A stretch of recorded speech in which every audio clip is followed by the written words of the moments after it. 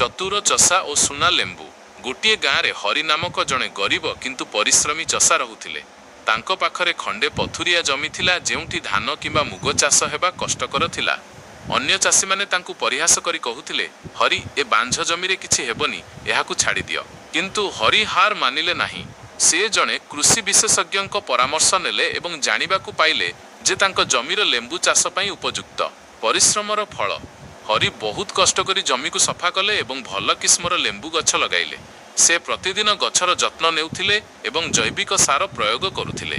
କିଛି ବର୍ଷ ପରେ ସେହି ପଥୁରିଆ ଜମି ସବୁଜ ଲେମ୍ବୁ ବଗିଚାରେ ପରିଣତ ହୋଇଗଲା। ଥରେ ଗାଁରେ ପ୍ରବଳ ଖରା ହେଲା। ଅନ୍ୟ ଚାଷୀମାନଙ୍କର ଫସଲ ନଷ୍ଟ ହୋଇଗଲା, କିନ୍ତୁ ହରିଙ୍କ ବଗିଚାରେ ଲେମ୍ବୁ ଭର୍ତ୍ତି ହୋଇ ରହିଥିଲା। ଖରାଦିନେ ଲେମ୍ବୁର ଚାହିଦା ବଢ଼ିଗଲା ଏବଂ ହରି ସେଗୁଡ଼ିକୁ ସହରରେ ବିକ୍ରି କରି ବହୁତ ଲାଭ କଲେ। କାହାଣୀର ଶିକ୍ଷା। ସେହିଦିନଠାରୁ ଗାଁ ଲୋକେ ବୁଝିଗଲେ ଯେ କୌଣସି ଜମି ଖରାପ ନୁହେଁ।